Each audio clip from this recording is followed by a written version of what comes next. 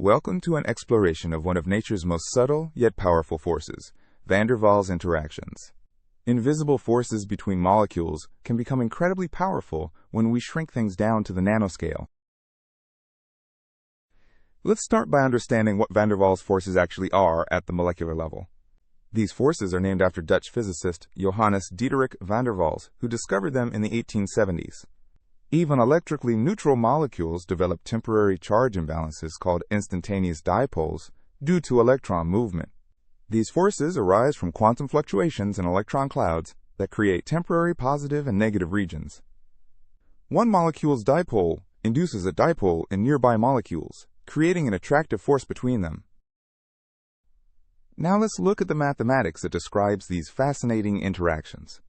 The van der Waals force between two molecules decreases with the cube of the distance. A is the Hamaker constant. The potential energy follows an inverse square law with distance. Notice the negative sign indicates attraction. You might wonder, why does this force decrease so rapidly with distance, much faster than gravity? The answer is that van der Waals forces depend on induced dipoles, which weaken dramatically as molecules separate. This graph shows how the van der Waals potential energy drops off rapidly as distance increases. The attraction becomes negligible beyond a few nanometers. The Hamaker constant is like a fingerprint that tells us how strongly different materials attract each other. The Hamaker constant A equals pi squared times C times the densities of the two materials. C relates to their electronic properties. Typical Hamaker constants range from 0.4 to 4.0 times 10 to the minus 19 joules, depending on the materials. Here are some real examples. Gold has a high Hamaker constant of 4.5 times 10 to the minus 19 joules, while water has a lower value of 0.37. Now we come to the heart of our mystery. What happens when we make things smaller? Here's a crucial question. If individual molecular forces are so weak, why do they become dominant at the nanoscale? The answer lies in numbers. As surfaces get smaller, the ratio of surface area to volume increases dramatically, and van der Waals forces act across surfaces. The force per unit area between two flat surfaces is proportional to the Hamaker constant divided by distance squared. Let's calculate the actual force between two parallel flat surfaces, separated by a small distance. The total force equals the Hamaker constant times the surface area S, divided by 6 pi times distance cubed. Let's see a real example that demonstrates just how powerful these forces can be. The gecko's foot. A gecko's foot has millions of tiny hairs called setae, each just 100 nanometers wide, that use van der Waals forces to stick to surfaces. Each seta has a diameter of about 100 nanometers and a length of 5 micrometers. When a seta contacts a surface, the gap is only about half a nanometer. The Hamaker constant for keratin on glass is approximately 1 times 10 to the minus 19 joules. Let's calculate the force from a single seta in contact with glass. The contact area of one seta is pi r squared, which equals 7.85 times 10 to the minus 15 square meters. Plugging into our force equation, F equals the Hamaker constant times area, divided by 6 pi times distance cubed. This gives us approximately 3.3 times 10 to the minus 7 newtons per seta. That's 0.33 micronewtons. Now here's where it gets impressive. A single gecko foot has about 500,000 of these setae. Multiplying, the total force is 165 newtons, enough to support about 17 kilograms. Since a gecko weighs only 40 grams, it can easily support itself with just one toe. Amazing! Let's explore why the nanoscale is so special for van der Waals interactions. Here's an important question. What happens to the van der Waals force when we double the separation distance? Since force is proportional to 1 over distance cubed, doubling the distance reduces the force by a factor of 8. This chart shows how dramatically the force drops as distance increases. At 1 nanometer we have maximum force, but at 8 nanometers it's nearly negligible. At 1 nanometer separation, van der Waals forces dominate and materials stick strongly together. But at just 10 nanometers, the force has dropped by a factor of 1,000, becoming almost irrelevant. Here's the fundamental principle that explains why small structures are different from large ones. For a cube of side length L, The surface area to volume ratio equals 6 divided by L. As L shrinks, this ratio grows. Let's compare two cubes to see this scaling effect. One 1 meter on a side and one 1 millimeter. Visually, the difference is dramatic, but the real difference is in the surface to volume ratio. The 1 meter cube has a surface to volume ratio of 6 per meter. The 1 millimeter cube has a ratio of 6,000 per meter, 1,000 times larger. This means the tiny cube has 1,000 times more surface interaction per unit mass, making van der Waals forces proportionally more important. Let's examine how van der Waals forces enable one of modern nanotechnology's most important structures, carbon nanotubes. Carbon nanotubes are cylindrical structures made of carbon atoms arranged in a hexagonal lattice, held together partly by van der Waals forces. A typical single-walled carbon nanotube has a diameter of just 1 to 2 nanometers, but can be micrometers long. Van der Waals forces between neighboring tubes cause them to spontaneously assemble into bundles and ropes. The binding energy between two parallel nanotubes is about 0.5 electron volts per nanometer of contact length. Let's estimate the total binding energy for two carbon nanotubes, each 1 micrometer long. Multiplying 0.5 electron volts per nanometer times 1,000 nanometers gives 500 electron volts total. Converting to joules, that's 8 times 10 to the minus 17 joules of binding energy. Let's compare this to thermal energy at room temperature to see if the binding is stable.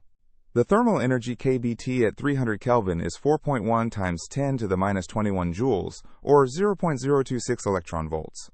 The binding energy is about 20,000 times larger than thermal energy, so these bundles are extremely stable at room temperature. Now let's understand how van der Waals forces actually guide the assembly of complex nanostructures. Initially, nanoparticles, or molecules, are randomly distributed in solution, moving chaotically due to thermal motion. Van der Waals forces guide them into ordered arrangements, creating organized nanostructures through self-assembly. You might wonder, how do particles know where to go to form the correct structure? The answer is energy minimization. Particles undergo random Brownian motion, and van der Waals forces trap them in low-energy configurations. The free energy change equals enthalpy change, minus temperature times entropy change. Van der Waals forces provide the favorable enthalpy term. Van der Waals attraction lowers the enthalpy when particles come together in organized structures. Thermal motion gives particles the kinetic energy needed to overcome small energy barriers and find optimal positions. DNA nanotechnology provides a beautiful example of van der Waals engineering in biological systems. DNA origami uses programmed sequences to fold DNA into complex 2D and 3D nanostructures held together by van der Waals forces and hydrogen bonds. The aromatic base pairs in DNA interact through van der Waals forces in a process called base stacking. Each base pair contributes about 1 to 2 kilocalories per mole of stacking energy from van der Waals interactions. Let's calculate the total stabilization for a DNA strand with 100 base pairs. That's 150 kilocalories per mole from base stacking alone. Converting to joules, 628,000 joules per mole of stabilization energy. This substantial energy is why DNA forms stable double helices at room temperature, combining van der Waals stacking with hydrogen bonding. Atomic force microscopy uses van der Waals forces as a tool for imaging and manipulating matter at the nanoscale. An AFM uses a tiny cantilever with a sharp tip that bends in response to van der Waals forces from the sample surface. A typical AFM tip has a radius of curvature between 5 and 10 nanometers at its apex. Modern AFMs can detect forces as small as piconewtons, which is 10 to the minus 12 newtons. For a spherical tip of radius r near a flat surface at distance d, the van der Waals force equals AR divided by 6d squared. Let's calculate the force for a silicon tip approaching a silicon surface. Silicon on silicon has a Hamaker constant of 2 times 10 to the minus 19 joules. The tip radius is 10 nanometers. Distance is 0.5 nanometers. Plugging these values into our equation, we get approximately 1.3 nanonewtons of attractive force. This is easily detectable with modern instruments. Sometimes we need to prevent van der Waals adhesion. Let's explore strategies for overcoming these forces. In microelectromechanical systems, or MEMS, moving parts can permanently stick together due to van der Waals forces, a problem called stiction. When two smooth surfaces come into contact, van der Waals forces can create adhesion stronger than the restoring force of the mechanism. One solution is to intentionally roughen surfaces, reducing the actual contact area. Rough surfaces only touch at peaks, dramatically reducing the effective contact area and therefore the van der Waals adhesion. Another approach is to apply hydrophobic coatings that reduce surface energy and adhesion. Coatings with lower surface energy gamma than the substrate reduce the work of adhesion. Operating devices in liquid rather than air can also help, as the intervening medium reduces van der Waals forces.